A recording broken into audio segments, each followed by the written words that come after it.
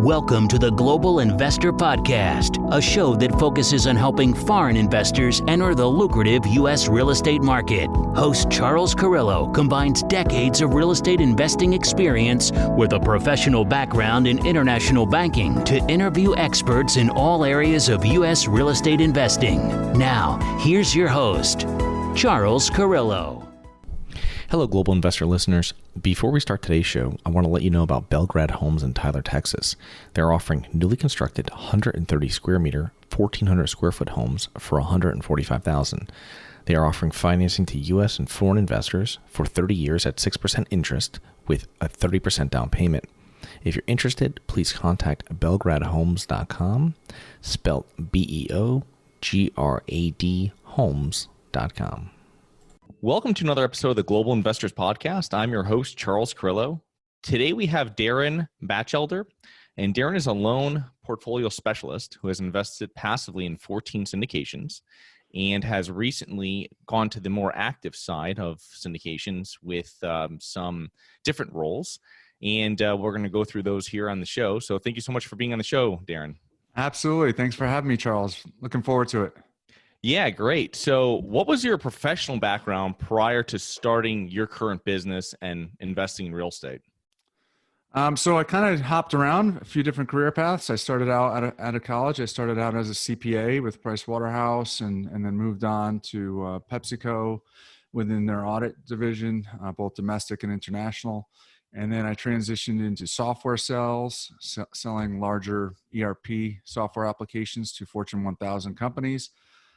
From there, I transitioned into mortgage capital markets trading desk, so more institutional selling, and that was working for a large bank called ABN AMRO. They're a Dutch bank. At the time, they were a top 20 worldwide bank, and we were reselling the bank's origination at both full doc, jumbo residential, as well as multifamily loans as well, and it was bank to bank type deals. From there, I went and started my own business doing the same thing in 2007. I still have that business, but I wanted to get into the real estate side. And about 2 years ago, I started to look into getting into real estate and both on the passive and on the active side. Interesting. So why did you choose real estate as your investment vehicle? You know, I think for a number of different reasons, but one of them was I fell into the camp of, get a good job, make good money, put it aside, put it into the stock market, and it is just going to grow, right? That's what we're all sold, and just build up the big nest egg. And it did grow over time, and I've done well financially, but it just didn't grow to the point that I had expected. I just turned 50 last year, so. It had plenty of years to compound. And when I started to look into real estate and educate myself on that side, it just seemed like a much better way to grow your wealth. Yeah, you're getting not only the passive income and the income that you can build upon, but you're also getting the wealth, but you're also getting the time freedom, and it's a lot faster. There's more income streams with real estate versus others, typically with equities and securities. So, right, and you're getting leverage, leverage in a number of different areas, and it's a very tax efficient way to invest as well. So those are all learning points that I've learned since getting involved, and I'm happy that I'm doing it now. That's for sure. So before we get into your real estate investing, I want to just learn a little bit more about what your company TZK Capital does. And I was looking at it that you're dealing with buyers and sellers of portfolios. Can you explain a little bit more? I know you touched on it previously. Sure. So when I was at ABN AMRO, and this is dating back to 2002 to 2006, they were a top 5 residential jumbo originator, and they didn't want to keep the loans on their books, so rather than sell it to Wall Street to put it in securities, I was part of a trading desk that would call on other banks to sell the loans direct to other banks. And we were doing that for both residential and multifamily loans. When TZK Capital, I formed to do basically the same thing, but I didn't have the loans. So I had to find both sides. Mm-hmm. So what we do is we work with large banks as well as regional banks and community banks, and we work with banks that are looking to sell loans, and then we find buyers of loans. But we're dealing only with bank-to-bank transactions and focus on residential loans, multifamily loans, and commercial real estate loans. So you're dealing with buyers and sellers on both sides of the loans. What do you see over the next? I mean, we're deep in COVID right now, in mid 2020. What do you see for the next 6 to 12 months of real estate lending? Let's just say for commercial real estate lending and multifamily. Yeah, I mean, you have different cycles, in the economy, and COVID has definitely impacted the economy in a negative way. And everybody kind of knew that the economic cycle was due to end at some point, and we just didn't know what was going to cause it. And now we're in the middle of the crisis. Well, what happens when you're in a downturn is you're going to have, loans that will go bad, right? And you'll have banks, the banking industry is in a much better place today than they were back in the 2008 crisis. Back then, the situation was a lot of banks didn't have a lot of capital. And so when I started my business, it was all about large banks wanting to deleverage their balance sheet and sell loans to raise cash. And our business focused on clean credit quality performing loans, where a lot of private equity firms were looking to bid 30, 40 cents on the dollar. We were going to these large financial institutions and saying, look, we have relationships with banks that want to buy strong assets, and we can sell loans for you without you taking a loss, but you're going to have to sell your better loans. So that was the business. And then after a number of years go by, banks get recapitalized and they're in a better position. They don't have the need to sell their better loans. So to answer your question, I think that, as time goes on, you're going to have more and more loans that are going to, be in trouble, and banks are going to have to decide whether to foreclose on those assets.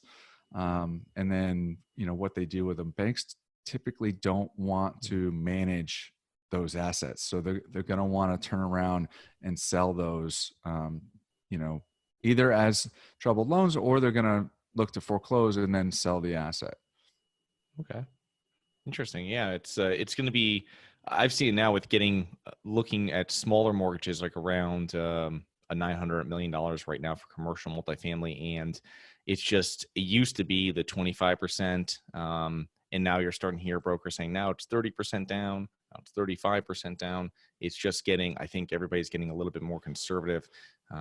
With the agency debt, Fannie and Freddie, they're now going much longer on the reserves that are required, which we didn't see even last year or a few months ago. So, right. That's the biggest talk that I hear in the multifamily industry is because the agencies, Fannie and Freddie, are such a big part of multifamily lending.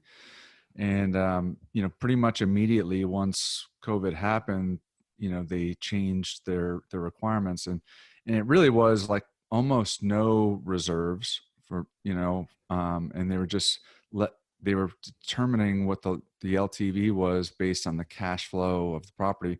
But now they're requiring anywhere from 12 to 18 months reserves, which makes a deal very difficult to give investors the returns, the forecasted returns that everybody's looking for.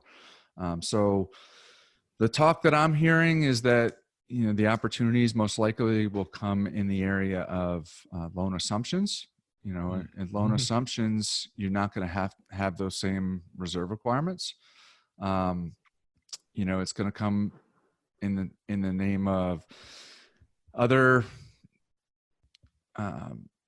properties that were done with bridge loans. And from what I'm hearing, a lot of the bridge lenders are not renewing, those commitments. So if it was a 3-year +1, when they get to the end of the 3 years, if they're coming into that time frame now, a lot of those bridge lenders are not extending for that 1 year. And so that's putting them in a little bit of a bind. So those are the types of opportunities that we see potentially coming down the path in the next six to 12 months. Yeah. No, I definitely agree with that. Everything is just tightening up. We've been pushing some of the sellers that we've go straight to on the smaller multifamily side we've been talking owner financing with them, because the assumption works well, but it's pretty difficult to get approved for the assumption on one of those agency debts. I mean, it might even be harder than going and get one yourself. You know what I mean? With the amount of documentation that they require you to, Yeah. I mean, I think it depends on what part of the market you're focused on. I mean, if you're focused on smaller multifamily, 4 unit, 8 unit, 12 unit, then it's a different, mindset and a different, loan set. But I'm more focused on larger multifamily. So the group that, I'm associated with, and a lot of the syndicators that I associate with are focused on, 60 unit and greater. A lot of them are 100, 200 unit plus. Well, in that world, agency debt is still, predominantly the financing of choice. And if, the agencies can get comfortable with the new buying group, and the new buying group is as strong or stronger than the existing, buying group, then why would they not want to, transfer that? Now, a new guy buying large scale multifamily, in my experience, you're just not going to win the deal.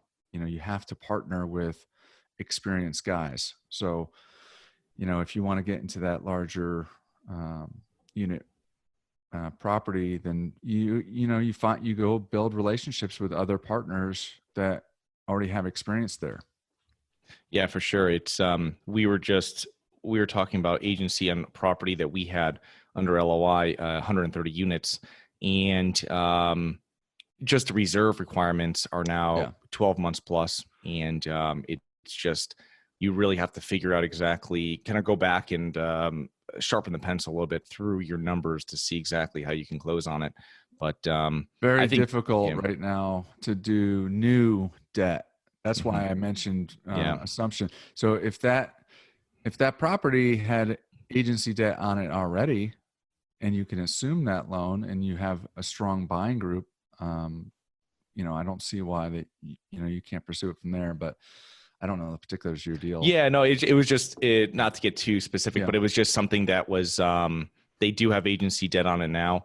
The thing, though, is that with one of the brokers that we usually go through, loan brokers, they were telling us they were going through the process with us, and he was explaining to us a little bit more difficult, which I've heard from other brokers, but we have a pretty solid buying group, so I don't think it'd be any problem. But we're going back. The main thing is the reserves. It's not really going back and that thing. It's making sure the reserves work, because now that you're raising another few months, right? I mean, that really really constricts the returns to the investor. So you just have to make sure, got to go back and, so. Completely agree. So you're a passive investor in 14 syndications, 4,000 units. How did you get started in passive investing? Were you working full time while you're doing that? Was it just another way of just supplementing income, or was it a way of getting you into the whole active role now that you guys are playing? So in the fourth quarter, 2017 is when I decided that I wanted to get involved with real estate. I didn't want to do single family fix and flips. I wanted to do larger deals. So I went searching out for a way to do that. And I joined a multifamily mentorship group based here in Dallas, Brad Sumrock group. That's where I met a lot of other syndicators. That's where I met my partner on my first sponsorship deal, Raj Gupta out of Chicago. And he's got a ton of experience, and I wouldn't have, I'm convinced I would not have won that deal had I not partnered with somebody, that had the caliber of and experience of somebody like Raj. So I joined that group at the end of 2017. Beginning of 2018, I started to invest passively. Okay. I invested in 7 different deals. Some of those deals were multi property deals. That's probably where you get the 14 properties. And then I had one sponsorship deal. It took me a year to land my first deal as an active lead sponsor. And then since then, I've been out chasing new deals, runner up on 3 deals in the last year. It's very competitive. And then I partnered with 2 other very well-established gentlemen that I know here in the Dallas area for a very, very, very small minority stake in the deal on like a 200 plus unit deal. So, the whole thing is just getting yourself out there, building relationships, building relationships with other syndicators, building relationships with investors, building relationships with brokers and with finance companies. And that's kind of the name of the game. So what do you look for in an operator when you're investing passively? So I look for people that have a track record. The 7 deals that I invested in, the reason for my investments may be different from other people. Each person has to determine what's important to them, right? Some people, the most important thing is, look, I want a deal that has, really, really, really strong cash flow, or I want a great location, or I want it to be in my backyard. Those could all be factors. For me, I knew I wanted to go the active route. So there were I was trying to, one, pull money out of the stock market because I felt like multifamily passive investing was a stronger investment play than being in the stock market. And then secondly, I wanted to learn. Okay. So, and I wanted to build my resume for the active side. So, it's kind of funny. In this world, it's a little silly that people talk in terms of how many units do you own, right? And everybody kind of uses that as a braggadocious thing. So I saw that, very early on. I think it's kind of dumb because you could invest 50,000 into a, 50 unit deal or 80 unit deal, or you could invest 50,000 into a 300 unit deal, right? It's still $50,000 investment. But I saw how it was played. So part of my investments were I was seeking out large unit deals so that it bolstered my resume. But I wanted to do it with operators that had a strong reputation. So I talked to other syndicators and I talked to other passive investors I met and asked them where they've had success. And so then I kind of reached out to those syndicators, got on their investor database, and then as they landed new deals, they would email out to their investor database, and I was now included. So then I started to invest from that perspective. So when in those passive investments, I always like to ask anybody that's been a limited partner before what they liked, and then what they would have liked to see. So one thing I hear most is communication. Yeah, I think communication and transparency is what most passive investors are looking for, and performance. Some people, may not be happy with the communication, but if they're getting 10%, dividends annually, then they're like, I'm okay with it, right? So, or if they had put money into a deal and then within 3 years they doubled their money, they're like, you know what, the communication wasn't the best, but he made me money. So most people will talk about, they want good communication. They want transparency. They want to know the good, the bad, and the ugly of what's going on at the property. But I think when the rubber hits the road, people will also trade for performance, so those two factors. But I remember my first passive deal, and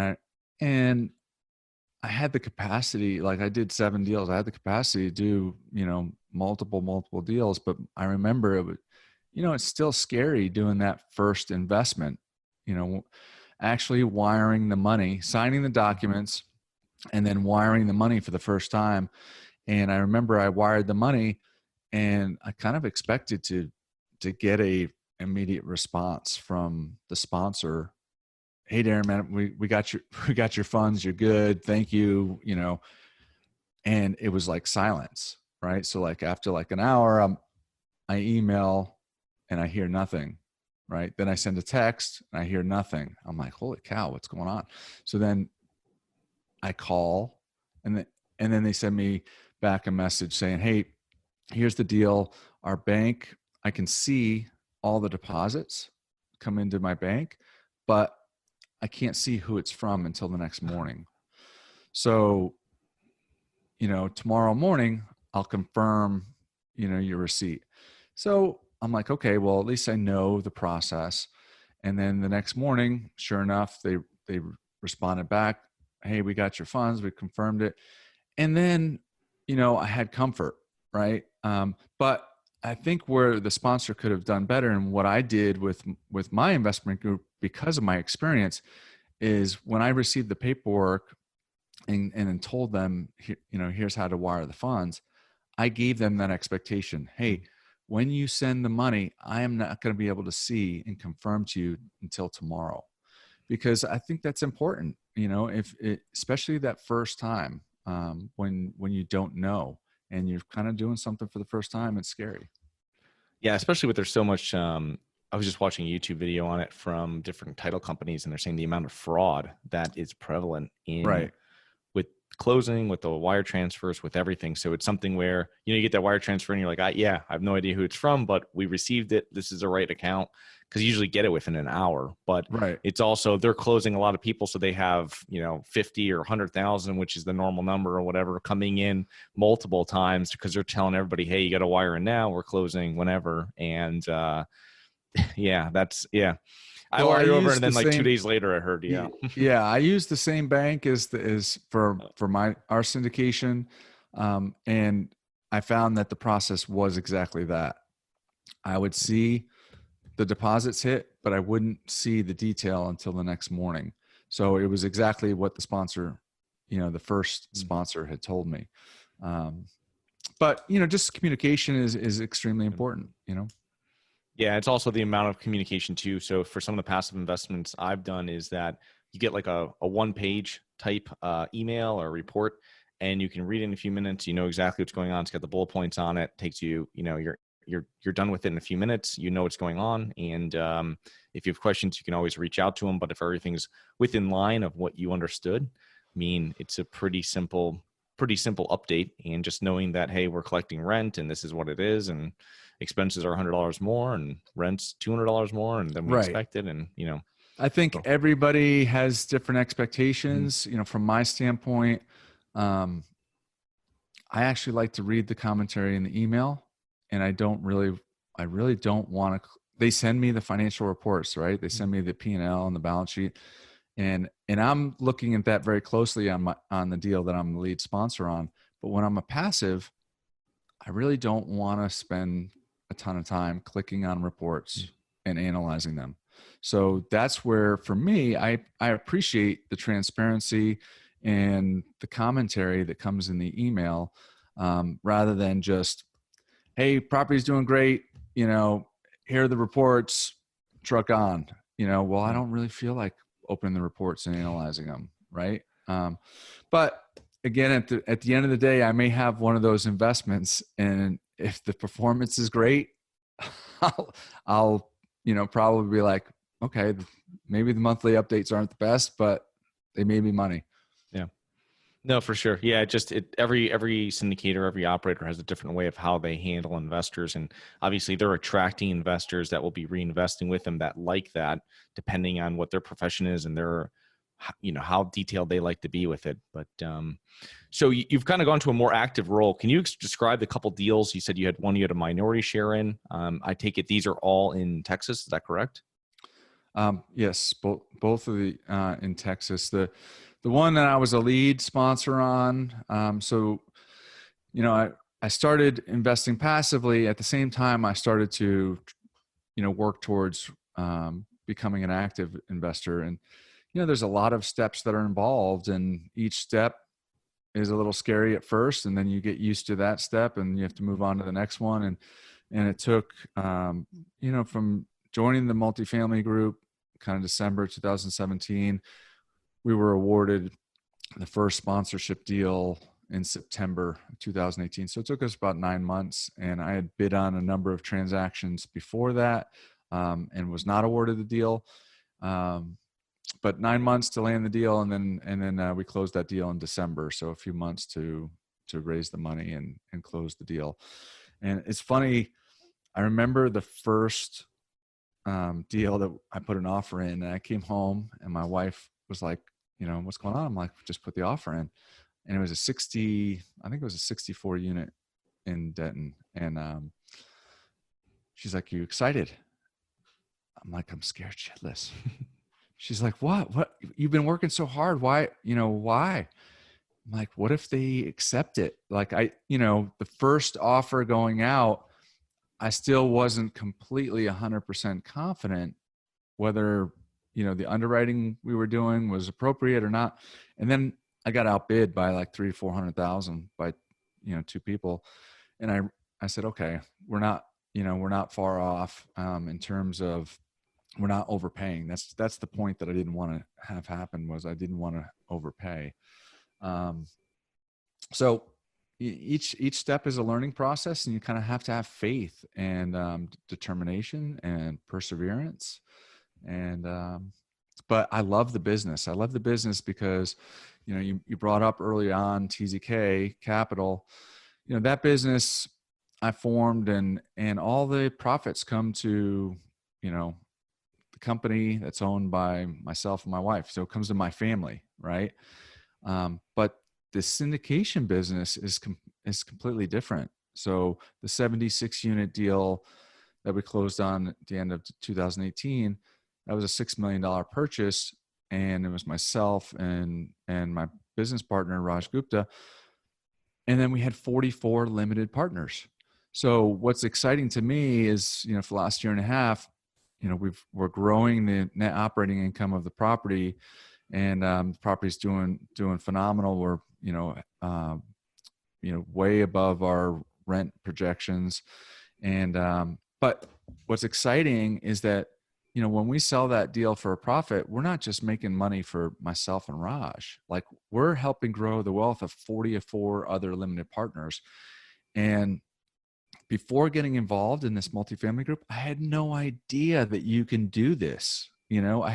So now I'm completely charged up about the future and just getting the word out and letting more people know that they can get involved in these large, real estate transactions. And that word syndication can be kind of a scary word to a lot of people, but it's just people pooling their money to buy a larger asset. And so, I want to get the word out and let more people know. I wish somebody had introduced me to this way back when, even when, maybe I wasn't going to take an active role, but I was making good money and I didn't want to put it all into the stock market, but didn't know what else to do with it. Yeah, no, I totally agree. I wish I'd got involved in syndications more earlier on in my multifamily investing career, because people would ask me, they see what you're doing, just friends and family, and, hey, how can I get invited? How can I do it? And you kind of, you're thinking to yourself, well, I don't want to steer them the wrong way. Like, this is not, when you're actively involved in a property, it's not a passive role, even though Right. the income comes in passively. There's a lot of management, whether asset management with the property manager, dealing with all that stuff, getting calls for larger repairs and stuff like this, and the weekly call with your property management company. And I'm like, oh, it's a lot of, it's buying a business, you know what I mean? And I think you Right. steer a lot of people in the wrong direction, saying, hey, you probably don't want to do this. I mean, it's just, and I didn't have the way of doing it with bringing them in as a limited partner and stuff like this, which just makes it so much more powerful, because now you can offer it to busy people or people that actually want to receive passive income, which is really truly the only way in real estate to receive passive income. There's not, actively owning a place will never be 100% passive, so. Right. But you can scale, which is because in these large multifamily deals, there's so much leverage. Okay. And leverage can be, a scary thing. But it also can really boost returns. And also, so you're leveraging, the lender is putting up, 70, 75, they were doing 80%. I don't think they're going to be doing that probably in the near term. But you're also, if you have full-time property management, on site, our property, we have a full-time leasing manager and a full-time maintenance person, then you're leveraging a third-party property management company too. So yes, there's still a lot involved with getting the deal done, with raising the capital, day-to-day management, but it frees up a lot of your time where you can go after the next deal and you could really scale, versus if you were buying a 12 unit deal and you're managing it yourself, it's very difficult to scale because it just sucks up all your time. Yeah, no, for sure. And then you're getting called on every small thing. If you have the system in place, like you're saying, for scaling, and you have the on-site people, that just makes it, because they're taking so much off your plate. They're going to handle all the marketing. Correct. They're going to handle all the leasing. You're not paying a ton of money for every new lease, since you have someone, you might just pay them a bonus of, $50 or $75 per new lease. So it's very, the scales of economy, it's very efficient when running it at that point. But it's also, once you get it running, it's fine. It's just, finding the deal. And that's why having the partners, like you were saying, right. Someone finds money mainly, someone finding deals, because just either one of those is a full-time job. Yeah. So I was on another podcast recently, and somebody was talking about going from passive to active, and they used the word like easy. And I could tell that you are not of that camp. And I was like, I would not call it easy. It's definitely not easy, but it's exciting. And the real estate world is completely, I mentioned that I kind of jumped around to a few different industries. But the real estate industry is the first industry I've been a part of where there's so much sharing of information, and there's so many people that want to help the next guy. I had so many people help me get my first deal, and I can't tell you how many calls I'm on with people that reach out to me on Instagram that, I'm trying to help and give guidance to the next guy. And it's just very open. And I love that. There's a very big abundance mindset with real estate investors. Yes. And I think everybody that's successful in this level of real estate investing, when you start syndicating properties, not really the mom and pop stuff, they know that it has to be a team sport. There's no way you're going to hit the next level without working with other people, without, sharing it, having the abundance mindset. And that's why it's great being part of different groups, like you're part of a mentor group, being part of a mastermind group, stuff like this, and sharing those ideas and sharing your experiences. So you're talking about, what about for your first deal? You're talking about that. So for the first couple of deals, in your experience, what were some of the issues you had? There's probably a ton of them, but just pick a couple that you think, and how'd you overcome them? So to win the deal or after the deal is closed? Either one. Closing the deal, obviously that's when you get it accepted, that's when it really starts. The LOI gets accepted. But yeah, I guess a few things. One is, leading up to and winning the first deal, there's a lot of different steps, and each step could be scary. And learning how to push past the fear is something that I'm a big proponent of. There's a lot of people that just let fear stop them, and or just want to, education is good, reading books on multifamily and listen to podcasts and talking with other people. But at some point you have to actually make the decision to do it. And when, the first time you do it, you're not going to be perfect at it. Right. So, calling brokers, right? Well, hey, Mr. Broker, this is Darin. I'd like to do a property tour on this 100-unit deal. Well, what do you own? Well, I don't own anything, but I really think that I'm a good fit for this. Right. So, you kind of stumble through the first few on how you, let that broker know that even though you don't have a deal, that, hey, I'm part of this mentorship group and I'm partnering with other experienced people. And, we already have indications from a lot of passive investors that they have interest. So raising the capital, it doesn't appear to be an issue. And, all those So that's one scary part. Then the other, underwriting deals, right? Well, okay, how do you underwrite a deal? And at first you're not that good at it. And the more deals you underwrite, the more comfortable you get. I mentioned that I was scared, that first time putting in the letter of intent. Well, the next deal, that was like a $4 million deal. The next deal I put an offer in on was double the size. It was an $8 million deal, but I had done so much underwriting that I was like, holy cow, this is a great deal. And I just came in at like full listing price, but they already had locked in a buyer. I tried to get them to move our way, but it didn't happen. But I jumped on it very quick because I had looked at so many other deals where the numbers didn't work, so you get comfortable with that. And then, when you finally get the deal, you have all these people that say that they're interested in investing with you, but you don't really know are they going to invest or not, So you put the deal under contract and then you present the deal out to investors, and it's kind of a leap of faith, that, you've got the deal and the money will come. Well, at first, like the first week we raised like 65%. I was like, oh yeah, this is pretty easy. That last 35%, took some hard work, like calling people, following up, but we got the deal done. And now a lot of the investors that are in the deal are, they're very thankful that they're part of the deal. They, they like the transparency and the communication, and I hope to work with them on future deals going forward. Yeah, I know what you mean by that. We had a $2 million raise on a syndication we did last year. And the beginning started off and you had investors that were waiting to invest. And then, like you said, and then you have the final part of it and you're like, all right, well, we gotta, and we're, you're having the, I think it was like every night or every other night we're having calls to the GPs. Like, what are we doing? Like, how are we going to raise this? What else do you have? Like, right. How can we do this? Like, you know what I mean? But you got to get it done. But then the confidence always comes when you're putting the offer in. So you knew you had the confidence already because you had already underwritten in there. So like, I know for that property, we got a great deal on that. I would go back now if that same deal came to us.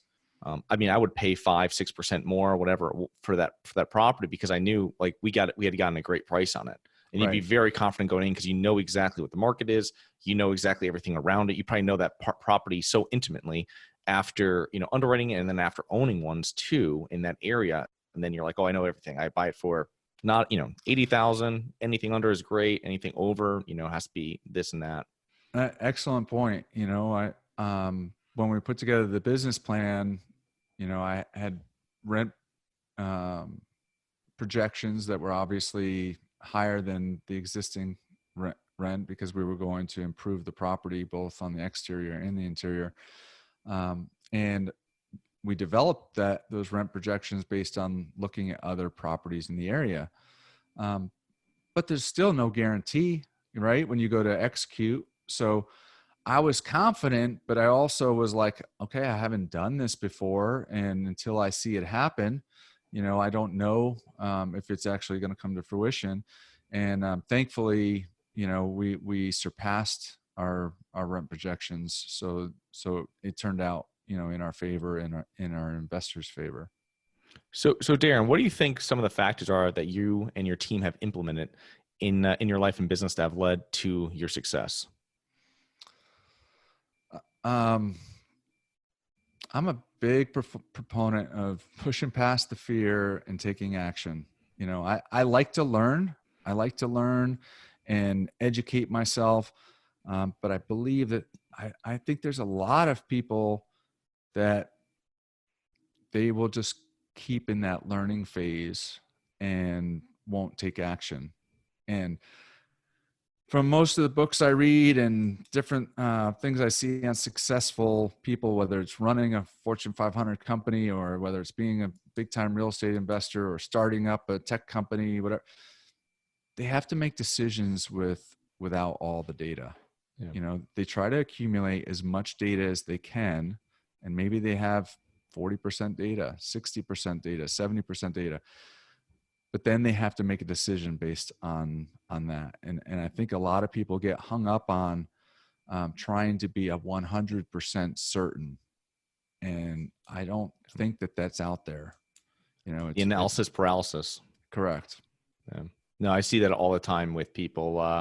And it's just kind of like, you got to do the first one, you got to put it out there, and you got to be consistent too when you're doing it. And, put out those LOIs, start meeting those people, go to one meetup. I mean, now it's a little different, but before, go out to one meetup a week, or go out to one a month, or go to a conference. That even is a scary step, right? The first time of going to a meetup, you don't know anybody, and you don't know that much about real estate, and like, okay, are they going to judge you because you don't know? And then you get there and you realize, look, they just want to help you, and just be real and build relationships, and they want to help you from start. So yeah. Awesome. Well, how can our listeners learn more about you and your company? Best way to reach me probably is through social media, is Instagram. I'm on Instagram at Batchelder Darin. You could private message me there, or you can email me at dbatchelder@tzkproperties.com. I'm also on Facebook and LinkedIn.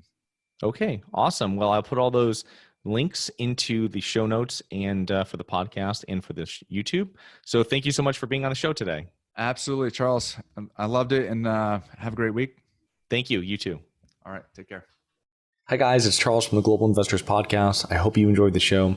If you're interested in getting involved with real estate, but you don't know where to begin, set up a free 30-minute strategy call with me at schedulecharles.com. That's schedulecharles.com. Thank you.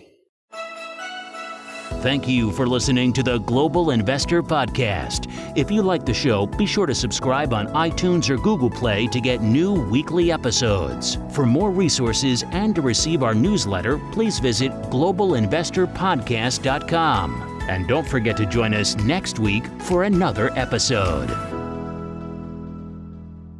Nothing in this episode should be considered specific, personal, or professional advice. Any investment opportunities mentioned on this podcast are limited to accredited investors. Any investments will only be made with proper disclosure, subscription documentation, and are subject to all applicable laws.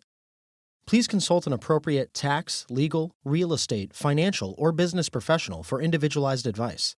Opinions of guests are their own. Information is not guaranteed. All investment strategies have the potential for profit or loss.